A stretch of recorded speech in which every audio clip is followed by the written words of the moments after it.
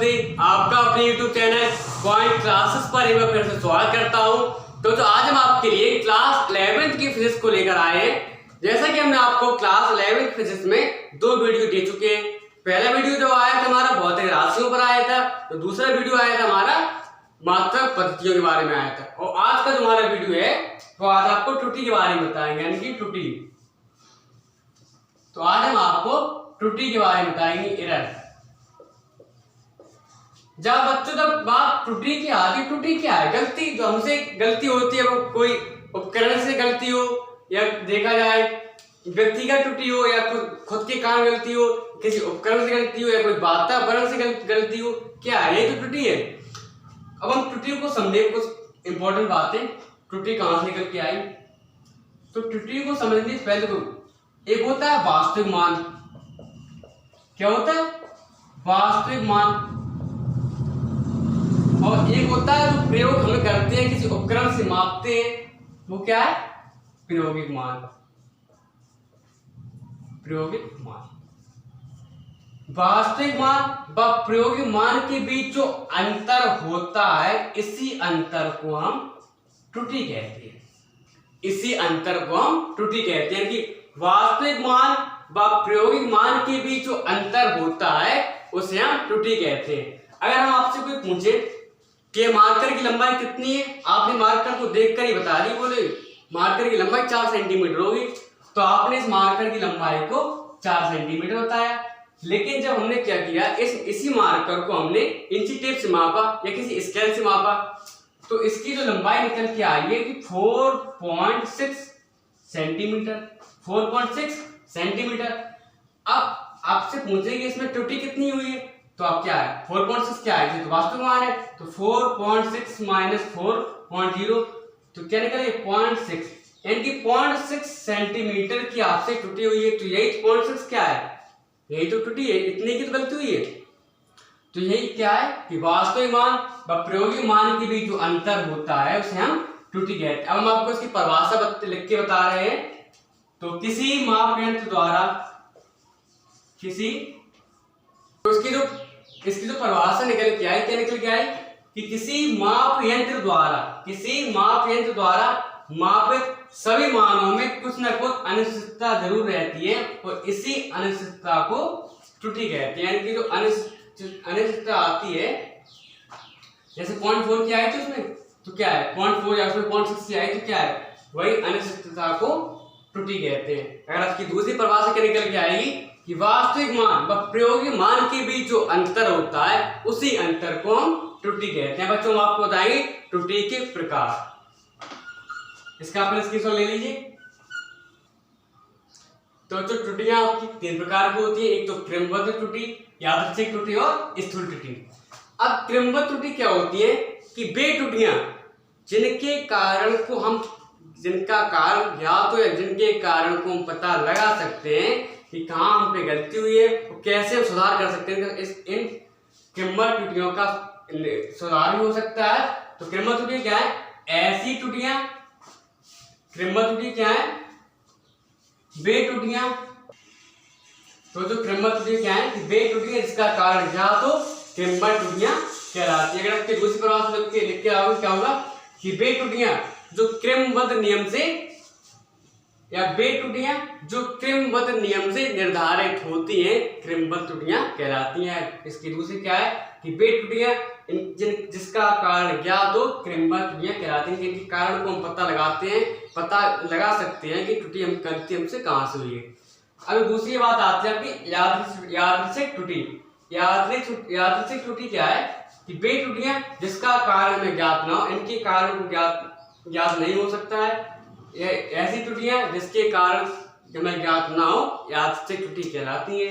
दूसरी बात आती है स्थूल त्रुटि। स्थूल त्रुटि क्या है कि व्यक्ति की असावधानी के कारण जो त्रुटि होती है, तो उसे क्या बोलते हैं? यादृच्छिक त्रुटि। तो सबसे पहले हम बात करेंगे क्रमबद्ध। तो इन सबको हम आपको डिटेल बताएंगे, परेशान ना हो। पहले हम बात करेंगे क्रमबद्ध त्रुटि के बारे में। तो जो बात आती है क्रमबद्ध त्रुटि, तो क्रमबद्ध त्रुटियों की आपकी कुल तीन प्रकार है। एक तो यंत्रगत त्रुटि, व्यक्तिगत त्रुटि और वातावरणीय त्रुटि। यंत्रगत त्रुटि क्या होती है कि यंत्र में अनियमितता के कारण त्रुटि।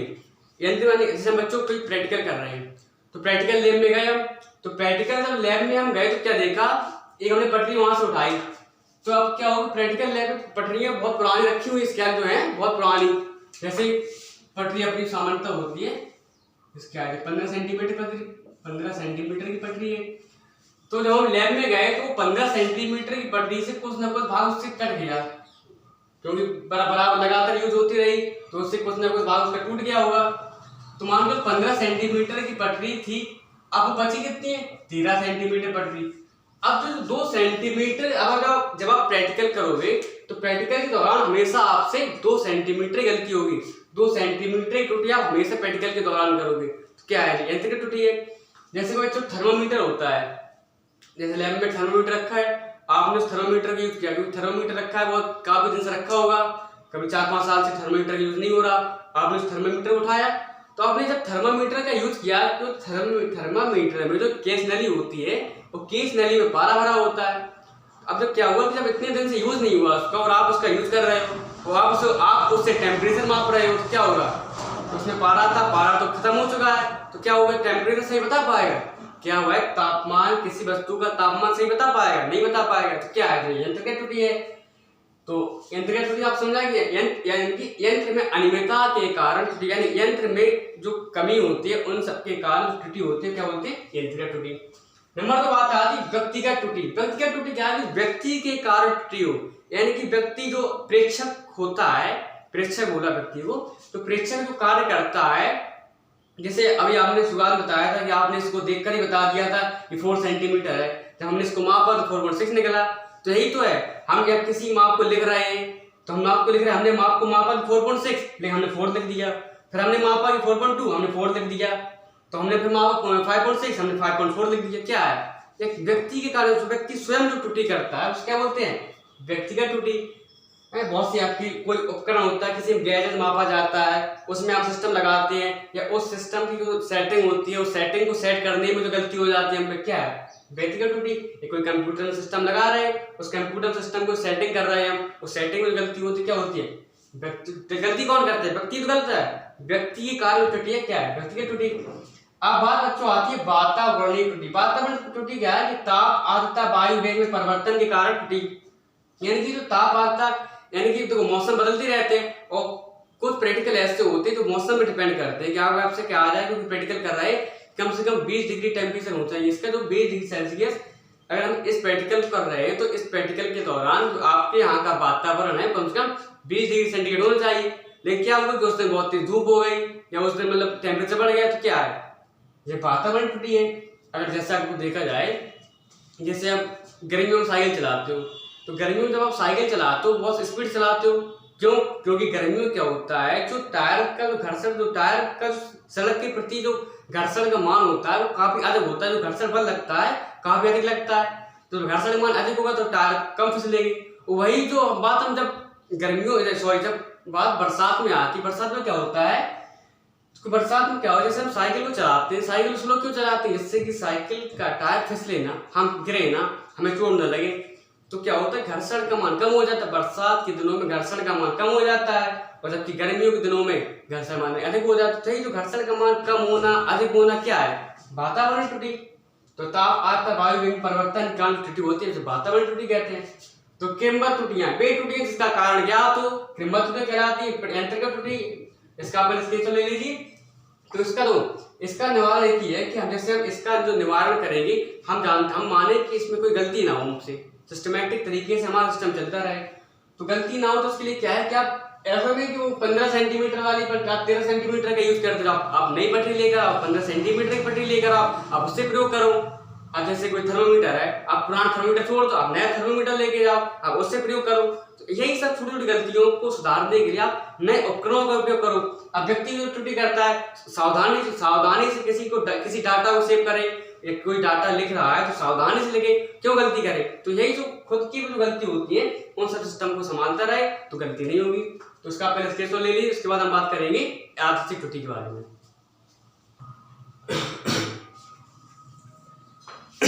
तो बच्चों बात आती है यादृच्छिक त्रुटि यानी अनियमित, यानी रैंडम एरर। अब रैंडम एरर क्या है कि वे त्रुटियां जो अज्ञात कारणों से उत्पन्न होती है, यानी कि जिनके कारण को हम पता नहीं लगा सकते गलती हमसे कहाँ हो रही है। हम बार बार प्रयोग कर रहे हैं लेकिन हमें पता नहीं चल पा रहा है कि हमसे गलती कहाँ हो रही है। हम जिन कारणों को ज्ञात नहीं कर पा रहे हैं कि हमसे गलती कहाँ कर रहे हैं, हम प्रयोग बार बार कर रहे हैं, हमें पता चल रहा है कि इसकी एग्जिट वैल्यू 4 होनी चाहिए, एक बार हम 4.2 निकाल रहे, बार 4.6 निकाल रहे, बार 4.4 निकाल रहे, क्या है और एग्जिट वैल्यू तो पता चल नहीं पा रही है। तो वे त्रुटियां जो अज्ञात कारणों से उत्पन्न होती है क्या कहलाती हैं, यादृच्छिक त्रुटि कहलाती है। अब इसका जो निवारण होगा, निवारण क्या होगा, क्या जैसे गलती हो रही है बार बार, तो उसका निवारण ये है कि हम इसका औसत मान निकाल लें। औसत मान का मतलब कि कम से कम प्रयोग को 5 बार करें, 5 से ऊपर करें, 4 से 5 बार प्रयोग करें। हम कोई इस मार्कर माप रहे हैं, बार वैल्यू लिखी 4.2, फिर दूसरी बार लिखी 4.4 और तीसरी बार लिखी 4.6, चौथी बार लिखी 4.8, 5 बार लिखी 5.0। अब क्या है, हमने लगातार 5 प्रयोग किए, 1 2 3 4 5 लगातार हमने एक सिस्टम को हम उसकी एग्जिट वैल्यू तो पहुंचना चाहते हैं कि इसका कम से कम कितना शुद्ध माप निकलेगा, हम उस शुद्ध माप की कल्पना करना चाहते हैं कि शुद्ध माप कहां तक रहेगा। तो हम क्या करेंगे, औसत मान को निकाल लेंगे। तो 1 2 3 4 5 औसत मान हमने निकाला हुआ कि कुल पदों की संख्या, पदों का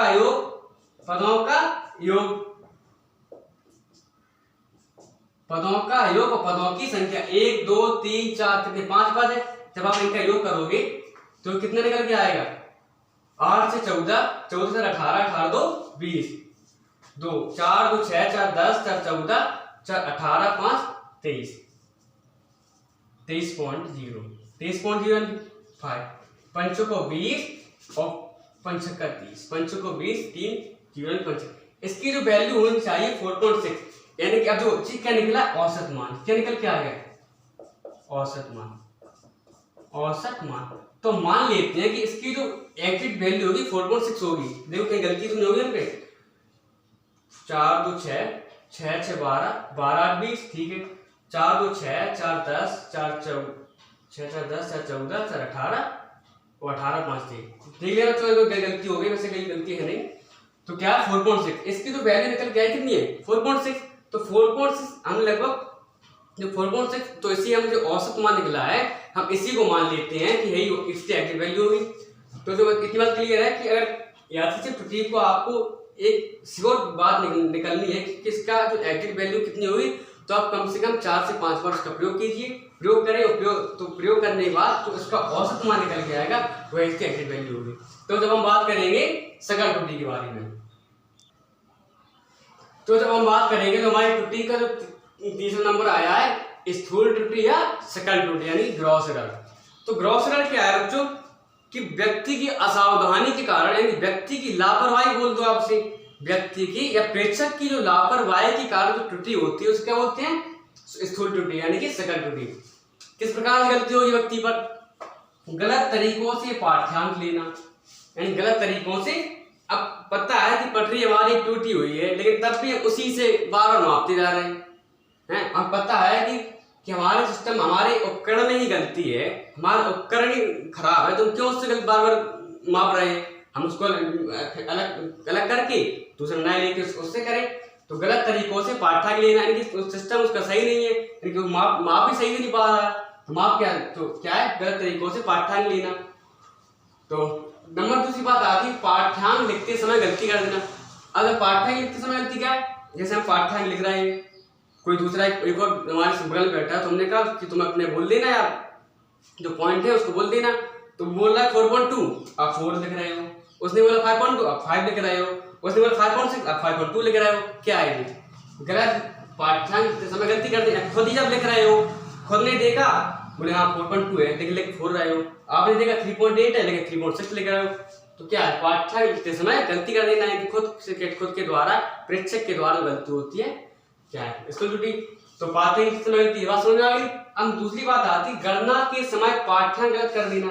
आपने चलो ठीक है, सब आपने जो यूनिट में मापी गई है उनको आपने सही लिख दिया, आपने सबको एक लाइन में एग्जिट किया, 4.2 4.6 4.5 4.9 9.2 इस प्रकार सबको एग्जिट किया।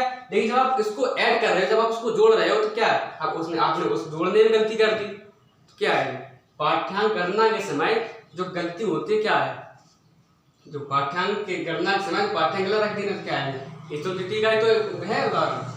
अब यंत्रों को बिना समायोजित किए, अब यंत्र आपके पता है यंत्र में जो सिस्टम जो यंत्र आपकी गड़बड़ है, आप जब पता है कि यंत्रों में कमी है तो आप यंत्रों को दूर करिए। आप यंत्रों को दूर करके पुराने नए यंत्रों को लाइए, नए उपकरण को लाइए। आप उन उपकरणों से आप प्रयोग कीजिए, तो क्या होगा? तो गलती नहीं होगी आपसे।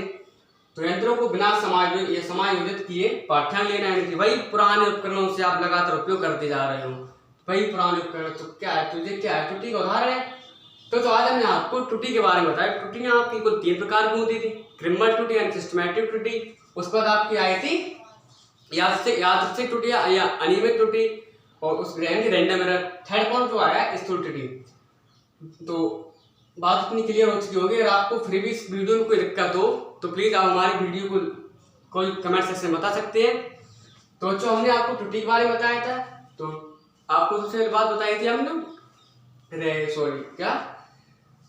सबसे पहले क्रिमल त्रुटि। तो क्रिमल त्रुटि आपको बता दें जिनके कारण ज्ञात, जो कारण में ज्ञात होते हैं, तो क्रिमल त्रुटि कहलाते। उसके बाद जो बात आई थी हमारी, हमने क्रिमल त्रुटि में आपको दो तीन बातें बताई थी, आप उनको भी लर्न कीजिएगा।